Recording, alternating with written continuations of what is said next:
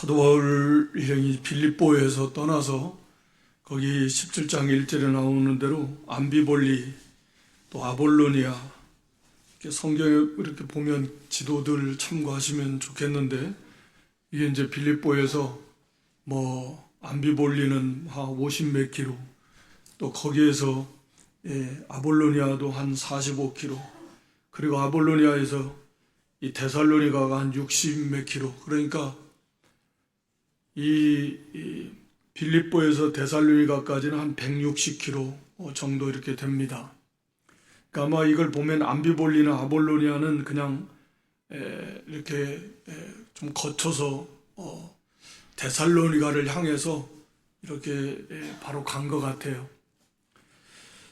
그래서 머물러도 잠깐 이제 좀 이렇게 머무를 수 있겠지만 오래 머무르지는 않았던 것으로 보여지고, 그래서 데살로니가는 그 지역이 이제 넓은 의미로 보면 이제 이 마게도냐 지역인데, 고린도 교회가 있는 지역은 아가야 지역이고, 그러니까 이 마게도냐 그 지역의 수도가 이 데살로니가라고 그래요. 그러니까 중심 도시고 굉장히 이 번성한 그런 이제 도시입니다. 그래서 데살로니가에 이르렀는데 거기 유대인의 회당이 있는지라.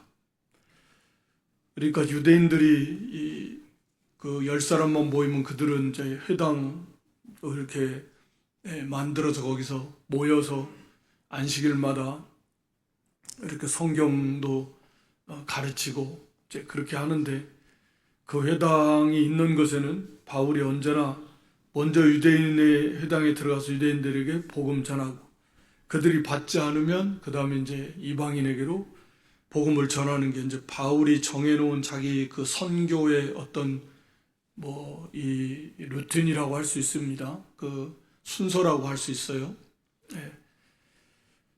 그런데 이제 하나님의 역사는 그러니까 이제 항상 신기하고 놀라운 거죠. 그러니까 회당이라고 하는 것이, 이게 구약의 이스라엘이, 남유다나 북이스라엘이 하나님의 징계를 받아서 망하면서 또 포로로 잡혀가고 또 여러 군데 이렇게 도망가고 흩어져서 세계 도처에, 그렇게 유대인들이 그렇게 살면서 자연스럽게 이렇게 회당을 만들면서 이렇게 내려온 건데, 또 이제 그들이 유대교를 또 전파하고, 그래서 이방인 가운데도 그 유대교로 돌아온 사람들이, 보면 우리가 성경을 보면 있잖아요.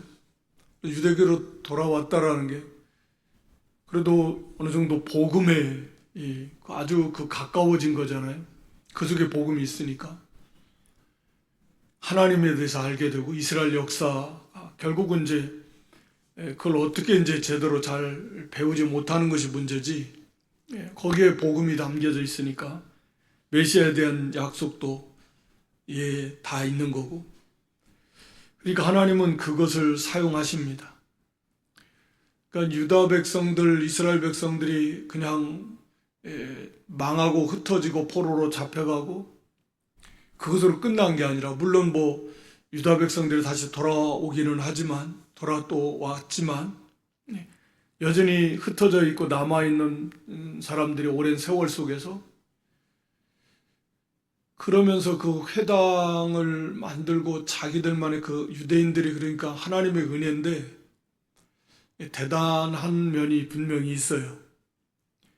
그 시대가 오래 흘러가면서도 그게 그 자기들의 어떤 신앙, 그 율법, 비록 그게 잘못됐지만 그것을 변질시키지 않고, 말하자면 그 공동체를 유지해 가는 거죠. 물론 헬라파 유대인들도 있어서 히브리 말을 잘 못하는, 헬라 문화에 젖은 헬라파 유대인들도 있지만, 그 유대인들은 그러니까 예수님 이후에 이렇게 그 흩어졌던 이 사람들이 2000년이 지난 뒤에 이렇게 다시 모여서 오늘날의 저 이스라엘을 세울 수 있었던 거, 하나님께서 하시는 거지만 그게 참 놀라운 것 같아요. 그래서 하나님께서는 바로 그런 이제 이스라엘이 징계받고 또 흩어지는 그런 것을 또 사용해서 또 이렇게 복음을 받을 수 있는 준비 토대를 또 닦아 놓으신 그런 하나님이시다. 물론 이들이 또 앞장서서 제일 복음을 많이 대적하고 핍박도 하지만 이를 통해서 그 유대교에 들어온 특히 이방인들 같은 경우는 오늘 여기 데살로니가 교회도 그렇지만 그런 사람들 또 베레아 지역도 마찬가지예요. 그런 사람들 그럴 때 이 복음을 받아들이는 거거든요. 그러니까 하나님께서는 그러니까 합력해서 선을 이루신다. 모든 역사를 개인이든 국가든 모든 걸 다 하나님이 다 통치하시고 섭리하시면서 하나님의 그 계획, 하나님의 뜻을 완벽하게 다 이루어 가시는 그런 하나님이심을 우리가 이렇게 또 한번 알 수 있습니다. 그래서 이 데살로니가 들어가서 여기 새 안식일 성경을 가지고 강론했다. 그래서 이 새 안식일을 보면 데살로니가에 우리가 오래 머무르지 못해요. 이어서 나오지만 워낙 이 사람들이 거세게 바울 일행을 이렇게 핍박을 하고 그러니까 그걸 피해서 이제 베레아로 피난할 수밖에 없습니다. 그래서 사실은 짧은 기간밖에 데살로니가에 없었던 거죠. 그래서 이 새 안식일에 성경을 가지고 강론했고 그 뜻을 풀어줬습니다. 그래서 그리스도가 해를 받고 죽은 자 가운데서 다시 살아나야 할 것을 증언하고 그러니까 성경을 가지고 그것을 풀어줬다. 그러니까 1차적으로는 유대교에 입교한 여기 헬라인들 경건한 헬라인이라는 표현은 사도행전에서 볼 때는 유대교에 입교한 헬라인들을 나타내는 표현으로 많이 쓰이잖아요. 그러니까 경건한 헬라인의 큰 무리. 그러니까 유대인들이 열심히 자기들 나름대로 그 복음, 그러니까 이 율법을 전한 거죠. 열심히 그들을 전해서 예수님 말씀처럼 열심히 그들도 노력을 해서 이방인들, 헬라인들, 이 유대교에 많이 들어온 것 같아요. 그래서 이제 거기서 같이 이 율법을 배우고 가르치고 하나님에 대해서 또 그리스도 메시아에 대해서 구원에 대해서 잘못 이제 가르치고 알고 있었겠지만 그랬는데 사도 바울이 와서 바로 그 성경을 그들이 똑같은 성경인데 그들이 지금까지 늘 읽고 배우고 알고 있던 그 성경을 사도 바울이 똑같이 그 성경을 가지고 제대로 가르쳐 주는 거죠. 전혀 알지 못했던 생각하지도 못했던 이 성경을 정확하게 그걸 풀어주는데 물론 성령께서 역사하시고 이게 딱딱 맞는 거 아니겠습니까? 그게 구약의 여기 내용이 다 그런 거죠. 그리스도가 해 고난을 받고 죽는다. 이것이 제사 속에 제사제도 속에 이게 있구나. 이사야 53장 같은 경우는 말할 필요도 없겠지만 그래서 그리스도가 메시아가 오셔서 고난 받고 죽어야만 한다. 그게 지금 그들이 기다리고 있었던 메시아는 유대인들은 그렇게 말 안 했겠죠. 안 가르쳤겠죠.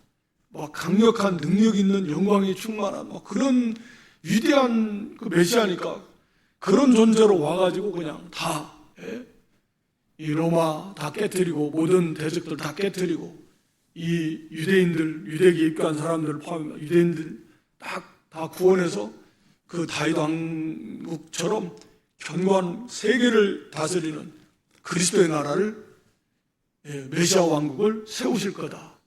이런 정치적 메시아관을 가지고 있었으니까 아마 그렇게 기대를 하고 가르쳤을 건데 사도 바울이 와서 이건 전혀 생각 반대죠. 근데 그게 성경을 풀어서 일일이 그것을 다 해석해서 가르쳐 주니까 이게 이제 성령 하나님께서 역사하시니까 그렇구나. 예. 빛이 임하는 거죠. 빛이 임하는 거죠.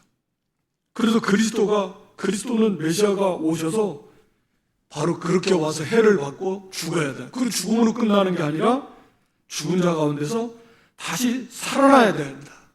라고 하는 것을 증언했어요. 성경을 들어서. 뭐 시편의 말씀을 들어서도 이렇게 다시 그리스도가 살아나야 될 것이다.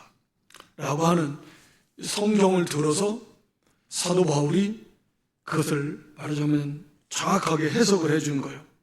그런 다음에 바로 이게 바로 그리스도 메시아인데, 그런데 이분이 오셨는데 그게 누구냐? 바로 예수.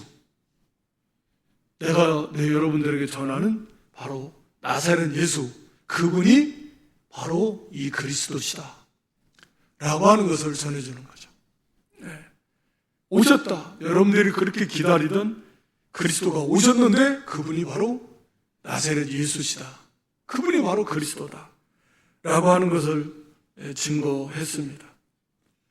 그러니까 그 사절의 결과가 그 중에 어떤 사람과 경건한 헬라인의 큰 무리와 적지 않은 귀부인들이 권함을 받아, 이 권함을 받았다는 것은 그 말씀에 말하자면 설득되어진 마음이, 그러니까 성령께서 하시는 거예요. 이것은 그 말씀, 그렇구나, 이 말씀에 자기가 이렇게 설득되어지는, 맞네, 이게 맞네, 이런 거예요. 이 권함을 받았다라는 단어의 의미는 그런 거거든요. 그러니까 납득되어지는 거예요. 설득되어지는 거죠. 그렇구나. 지금까지 잘못 알고 있었던 거죠. 정반대로 알고 있었던 거죠.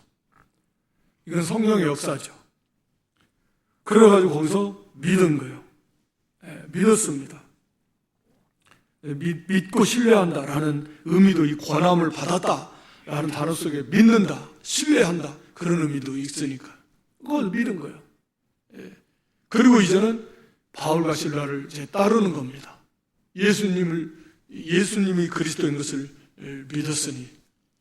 그러니까 언제나 누구를 막론하고 사도 바울 우리 입장에서는 정말 위대한 사도인데,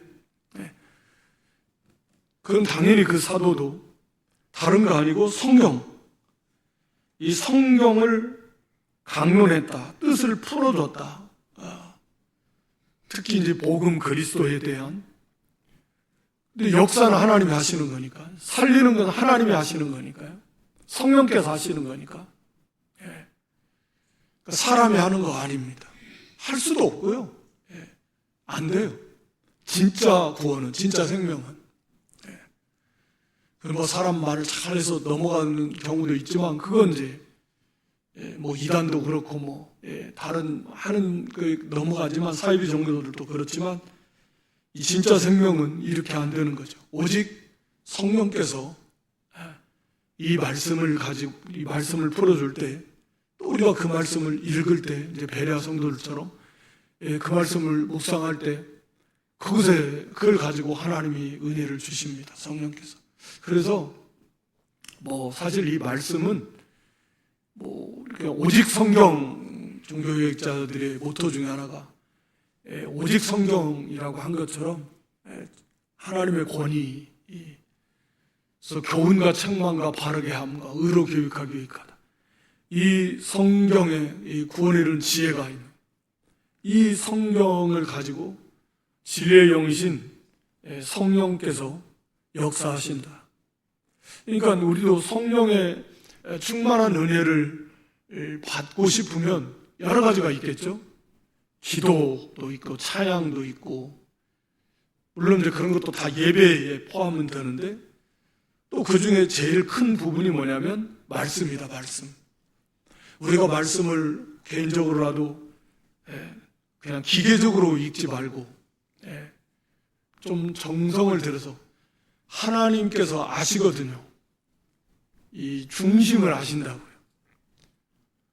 제가도 한번 말씀드렸지만, 우리는 성경을 읽을 때 왜 세상 공부하는 것처럼 그렇게 막 눈에 불을 켜고 이걸 반드시 암기해야 되겠다.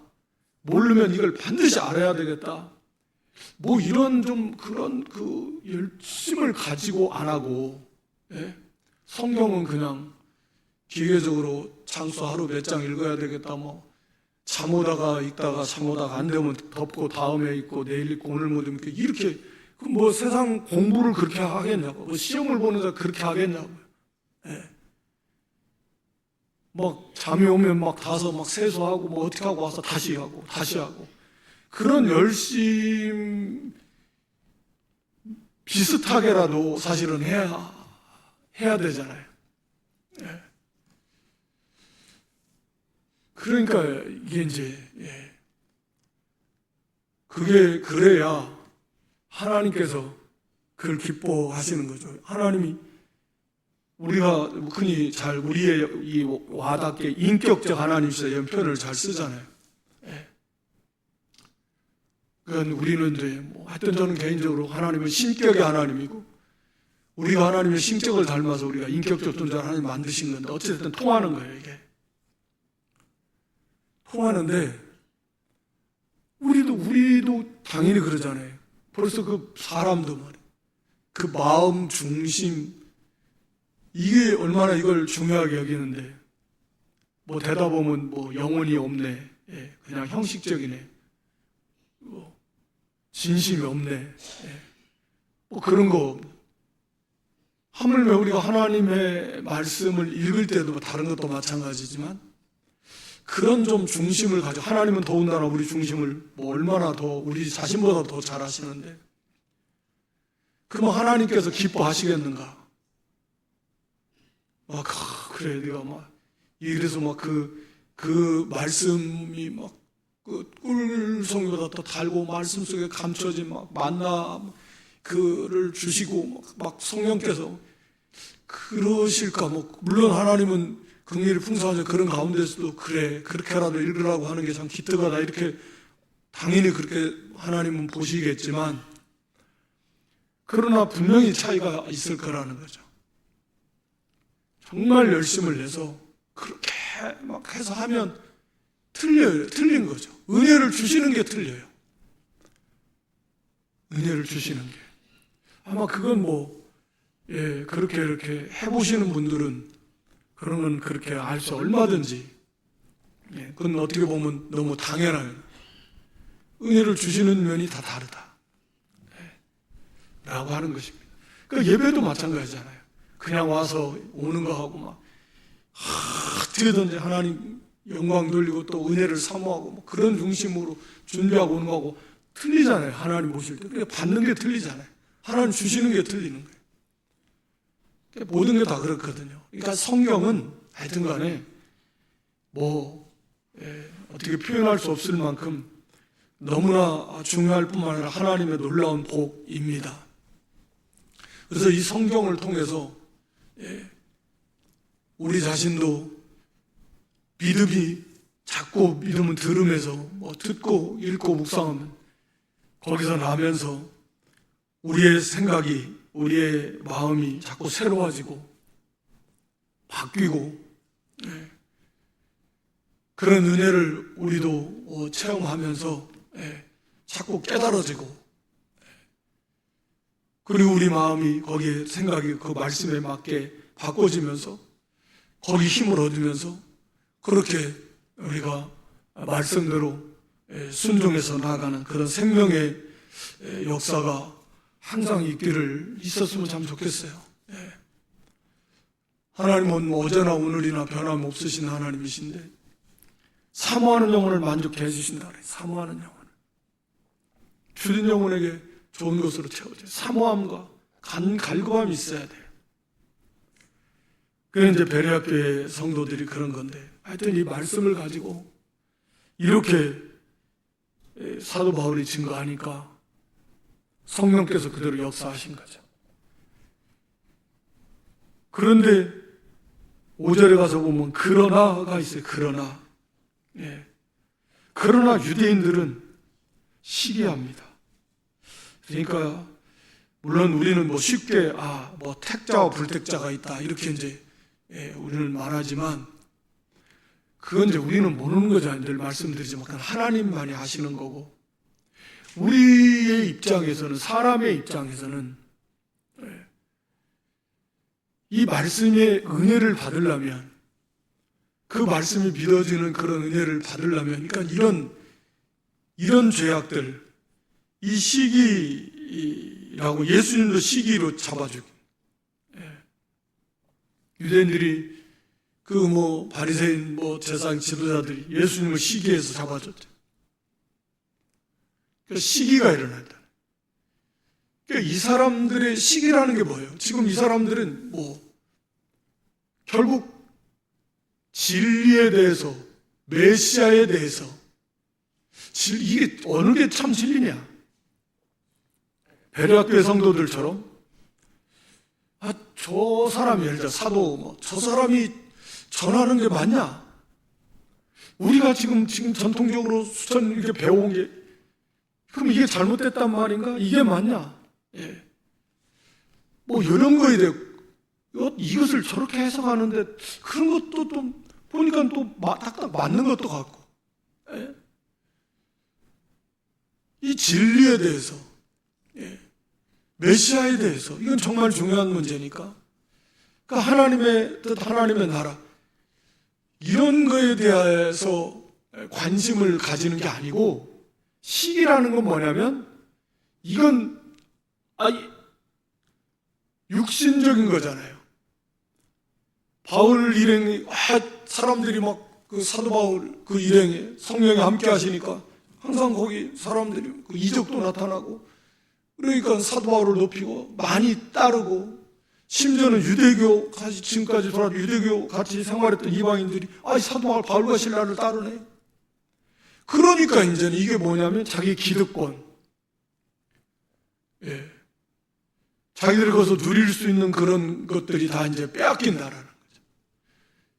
이러니까 이제 문제가 생기는 거예요. 이게 하나님의 나라, 하나님의 뜻, 진리, 이게 어디에 있느냐? 어떤 것이 하나님의 뜻이냐? 어떤 게 진짜 진리냐? 어떤 게 하나님의 영광을 위하는 거고, 하나님의 교회를 위하는 거고, 이제 이것이 항상 우리가 첫째가 돼야 되는데, 우리가 잘 알듯이 그러기가 쉽지 않단 말이죠. 이 사람들이 말하자면 이상한 것이 아니라, 보통은 이러잖아요. 보통은. 그래서 여기서 시기가 나오는 거예요. 그러니까 하나님의 나라를, 진리를, 이런 걸 먼저 생각하는 게 아니라, 그게 중요하게 여기는 게 아니라, 나의 이 기득권. 이게 이제 이 바리새인들이 그랬던 것처럼 그렇게 되는 거예요. 그러니까 시기가 거기서 나오는 거죠. 그러니까 결국은 이 고린도 교회 안에서의 문제도 시기와 다툼. 언제나 항상 육신, 자기중심 사람들이. 그러니까 이제 다른 거 큰 걸 생각 안 하고, 그러니까 이게 이제 문제가 생기는 겁니다. 이 유대인들은 시기가 난 거야, 시기. 그거 안 돌아요, 그게 지금. 시기로 인해서 딱 덮어버리니까, 당연히 그 말씀이 들어오지도 않고, 예수님께서 그걸 가르쳐 주시고 그 사역을 하셔도 시기가 가려버리니까, 안 보이잖아요. 그래서 이 바울과 실라를 놔둘 수가 없으니까 그 일행들을, 불량한, 오늘날로 말하면 무슨 조폭들 이런 사람들 돈 주고 사왔겠죠. 돈을 줄 테니까 해가지고 데리고 와가지고 때를 지어서 성을 소동하게 하면서 야손의 집에 쳐들어 침입해요. 야손이라는 사람이 아마 상당히 이렇게 또 유역자인데 복음을 받은 사람. 그 집에서 이제 머물기도 하고, 일단 거기에서 대살로니가 교회가 세워진 것 같은데, 처음에. 그들이 막 들어가서 그들을 끌어내요. 자기들이 무슨 권한이 있는 것도 아니지만, 이건 폭도들이죠, 일종의. 그래가지고 끌어가지고 그저 바울과 실라 뭐 그 일행들 다 찾아러 야손이랑 막. 근데 없으니까 야손과 형제들, 그 믿는 형제들이죠. 바울과 실라 그 일행들 누가나 뭐 이거 다 잡아 끌어내려고 했는데 마침 없었네. 하나님께서 피하라고 하셨는지는 모르겠는데 하여튼 없었어요. 그러니까 이제 막 거기 야손과 거기 믿는 형제들입니다. 끌고 막 그 읍장들, 지도자들이겠죠. 가서 소리 지르면서 이 사람들이 막 큰 잘못을 한 거죠. 천하제를 어지럽게 한다. 그런 사람들이 여기서 이루어졌다. 뭐 빌립보에서 있었던 그런 소식 전해졌. 그러면서 가이사의 명을 거역해서 다른 임금 예수라 하는 이가 있다. 이건 이제 반역의 무리다. 종교의 무리가 아니라 이 정치적의 죄로 이제 몰아가는 거죠. 그 다른 종교, 이방 종교들도 예를 들어서 신을 섬겨요, 신. 그 신이, 신이 왕보다 더 높다, 뭐, 당연한 거죠. 근데 이 사람들은 그걸 교묘하게 엮어서 가이사의 명을 거역해서 다른 임금, 예수님이 있는데 그 예수라 하는 분이 있는데 그 다른 임금을 이건 언뜻 들으면 이것은 반역죄잖아요. 이건 사형죄입니다. 끔찍하게 이 무고를 걸어서 막 사람들 선동해가지고 그 불량자들 앞세워가지고 그러니까 참 이제 여기 이 야손을 비롯한 성도들 예수님 믿은 지 이제 3주 됐다 그랬으니까 뭐 얼마나 됐겠습니까 도대체가. 바울 일행은 지금 없고 그 막 꼴 잡아다가 이게 무슨 막 무법 천지처럼 끌고 가고. 참 그래서 우리가 데살로니가서에도 보면 이 데살로니가 교회가 참 다른 데도 다 마찬가지지만 참 핍박을 많이 받았다. 예루살렘에 있는 교회들 좀 너희들도 핍박을 많이 받았다. 바울이 그렇게 말하고 있잖아요. 그러나 그런 가운데서 성령의 기쁨으로 도를 받았다. 기쁨이 있었어요. 당연하죠.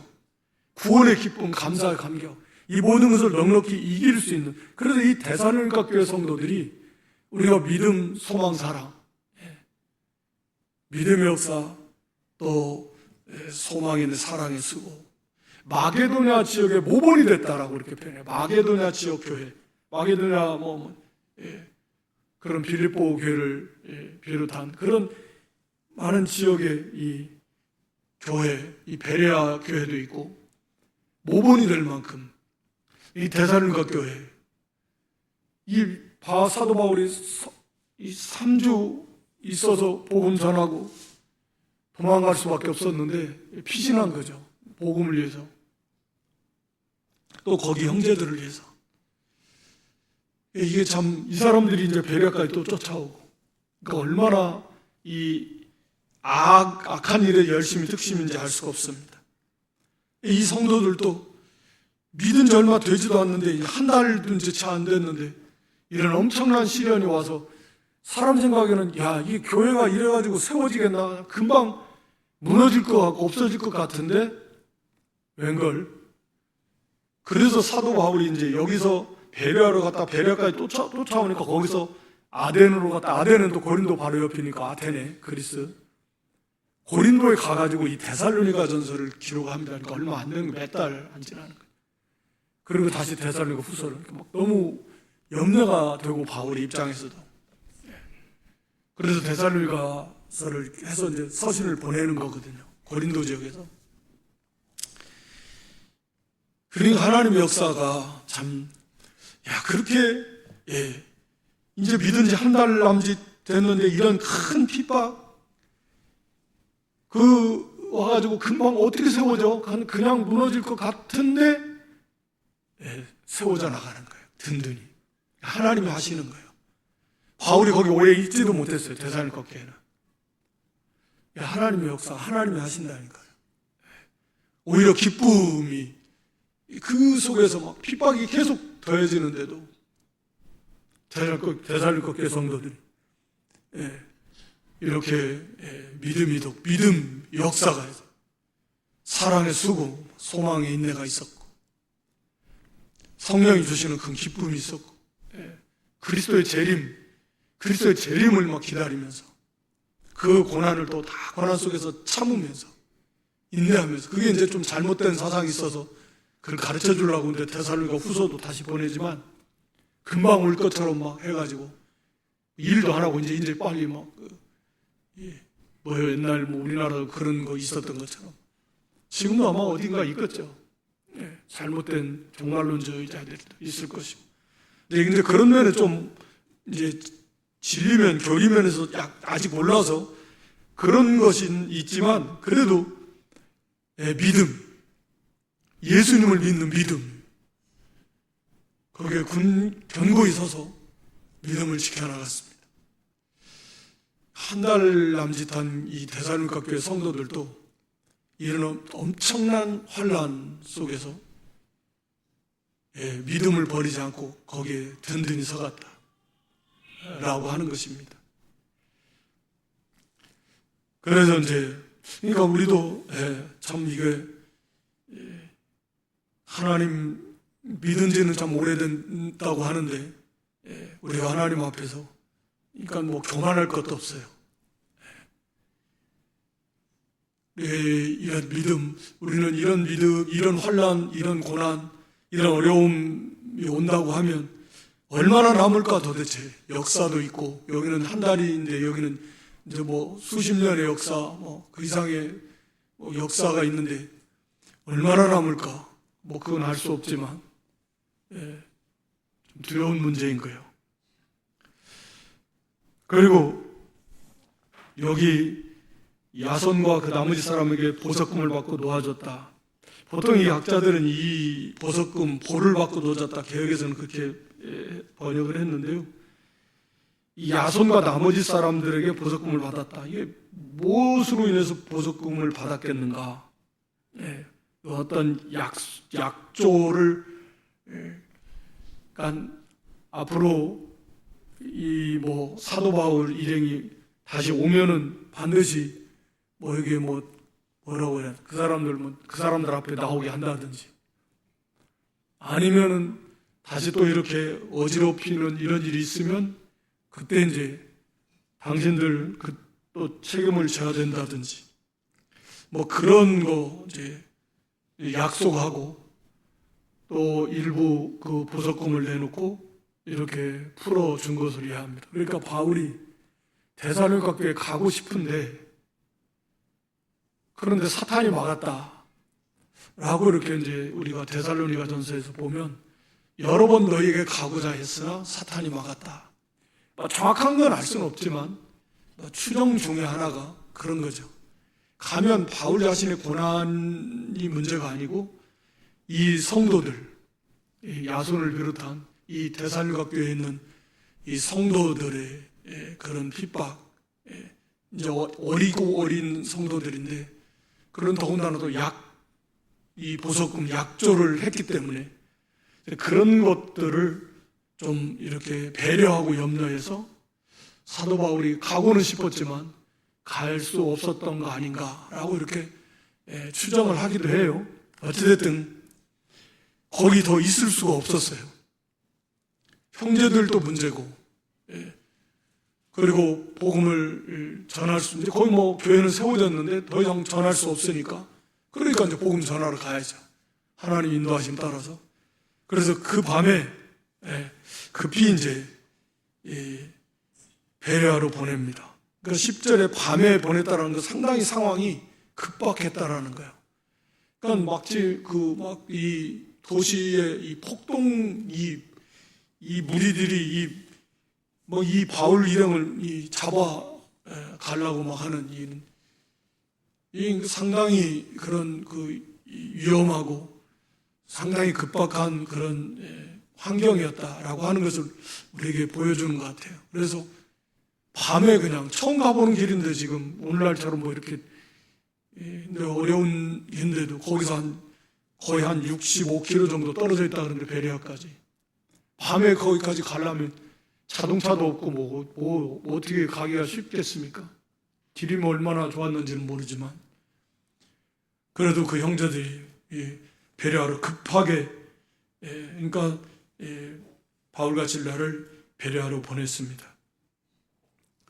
그러니까 어떻게 보면 급하게 막 복음이 빨리 전해지는 거예요. 다르게 막 보면은 베레아, 아덴 이어서 고린도 빨리 가야 되니까 고린도까지 막 가서 그렇게 전하게 하시는 그런 하나님. 근데 이 베레아는 우리가 알고 지금 말씀드린 대로 데살로니가에 있는 사람들보다 신사적이었다. 여기서는 더 너그러웠다. 이렇게 번역을 했는데 이게 너그러웠다라는 말은 신사적이었다라는 말은 좀 이해하기 쉽게 너그럽다라고 이렇게 번역을 했는데 이게 무슨 말이냐면 편협하게 딱 자기들의 생각을 편견을 가지고서 대하지 않았다. 그런 편견을 가지고 있으면 복음을 전하는데 배척을 하지만 이 사람들은 그러니까 마음이 좀 중립적인 거예요. 그러니까 그래 일단 편견을 가지지 않고 받아요. 그대로 받은 다음에 이것을 뭐를 통해서 검증을 하냐면 성경을 통해서 검증을 해요. 이게 회당에서 지금 이 베레아 사람들이 거기도 유대인의 회당이 있고 율법을 배웠고 그런데 이 사람들의 특징은 데살로니가 사람들보다 마음이 너그러워서 일단 편견이 아니라 들어보고 그런 다음에 그것을 성경에 비추어서 진짜 사실이냐 아니냐 이게 맞냐 안 맞냐 라고 이렇게 성경을 통해서 검증을 하는 그러니까 사람이 치우치지 않는 신사적이다 너그럽다 그래서 고상하다 성품이 우리도 그렇잖아요. 보통 사람에서 들을 것도 없어 이런 것이 들을 것도 없어 이런 게 아니라 그래 있는 그대로 들어보고 이게 옳은가 그른가를 할 수 있는 그런 바르게 분별할 수 있는 그런데 저쪽 사람들은 볼 것도 없어 또 이쪽은 저쪽 사람 볼 것도 없어 뭐 이렇게 아예 편견을 가진 그것은 바른 자세는 아닐 겁니다. 그런데 이 베레아 사람들은 그게 그렇지 않았다라는 그것을 마음이 그런 신사적이다 그러면 신사하라 그래서 너그럽다 고상하다 그래서 그걸 받아들여서 그런가 해가지고 이게 진짜 맞냐 안 맞냐 사실이냐 아니냐 그것을 성경에 계속 상고하면서 이게 맞는가 안 맞는가를 그걸 검증을 하는 거예요. 그러니까 그 가운데 성령께서 역사하시니까 믿는 자가 더 많았다. 날마다 성경을 상고함으로 그 중에 믿는 사람이 많았다. 그래서 헬라인과 기브인과 남자가 적지 않다. 데살로니가에도 그런 헬라인, 기브인, 이방 사람들이 오히려 더 복음을 받아서 믿는 자들이 많이 생겼다. 그래서 이 말씀은 성경을 배려한 성도들처럼 말씀드린 대로 그런 중심을 가지고 성경을 통해서 이걸 바로 알고 싶다. 이게 과연 어느 게 지금까지 자들이 받아온 것이 맞는지 정반대의 지금 말씀을 들었는데 이게 성경이 지금 말하고 있는 건지 그걸 계속 날마다 그걸 상고하면서 기도하면서 연구하면서 이게 맞냐 지금까지 배운 게 맞냐 그러니까 거기에 이제 성령께서 그게 믿는 자가 믿음이 이게 깨닫게 해주고 믿게 해주시는 성령 역사가 많이 일어날 그런 사람들에게 그러니까 성령께서 성경을 상고함으로 믿는 자가 더 많아졌다.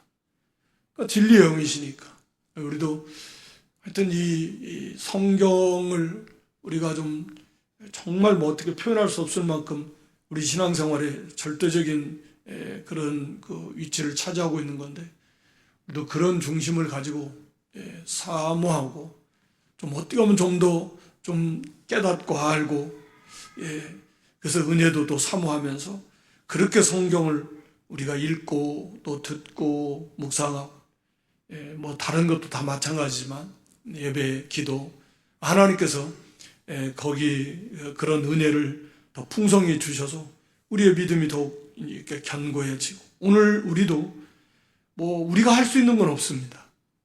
복음 전하는 거, 말씀 그 영혼을 살려내는 건 하나님이 하시는 거죠. 우리가 무슨 수로 살려냅니까? 한편으로 이것이 우리에게 담대함이죠. 하나님께 있는 거니까. 우리에게 있는 게 아니에요. 책임이 우리에게 있지 않습니다. 전하지 않는 것은 책임이 있지만 전하고 나서 그 사람을 구원해내 못하는 그건 우리 책임이 아니에요. 그건 하나님께서 하시는 겁니다. 우리는 전하면 돼요. 최선을 다해서. 전하고 가르치는 일에 최선을 다하면 그러는 거지. 그걸 구원을 해냈네 못했네 우리 책임이 아니에요. 할 수도 없어요. 하나님이 하시는 겁니다. 하나님께 달려있는 겁니다. 우리도 그런 당연한 거니까 그런 확신과 담대함을 가지고 전하는 건 해야 된다. 그것을 막는 거니까 사탄은. 그래서 힘써 복음을 전하고 말씀을 우리 자신도 그 말씀을 굳게 붙들고 데살로니가 교회 성도들이 그 짧은 기간이지만 그 말씀을 굳게 붙들고 거기에 성령께서 역사하시고 붙들어 주시니까 그 큰 믿음 그 연조에 비하면 엄청난 시련이지만 그걸 이겨나갔다. 그러니까 우리도 걱정할 건 없고 오직 말씀만 붙들고 하나님만 의지하고 나아가면 어떤 고난 환난 와도 넉넉하게 이기게 해주시는 하나님이시다. 또 이런 믿음이 될 수 있기를 주님의 이름으로 축원합니다. 하나님 우리 아버지, 이전에게도 저희들에게 말씀으로 다시금 일깨워 주시는 은혜와 사랑을 감사합니다. 우리에게 주신 이 보배로운 이 귀한 복음, 이 귀한 말씀을 우리가 생명보다도 귀히 여길 더 간절함으로 사모함으로 앙망함으로 주의 말씀에 귀를 기울이고 또 힘써서 이렇게 말씀을 받아 먹고 책임질함으로 그 안에서 주님이 주시는 풍성한 은혜로 우리 심령 속에 구원의 감사와 감격이 또 하나님의 사랑, 그리스도의 사랑 그 은혜가 더 풍성해지게 하시고 그 은혜, 그 사랑을 힘입어서 우리도 이 불쌍히 여기는 이 영혼들 이 복음을 전해서 하나님의 놀라운 은혜로 그 영혼들을 구원해내는 데 쓰임받는 저희의 믿음들이 되게 해 주시옵소서. 예수님의 이름으로 기도드리옵나이다. 아멘.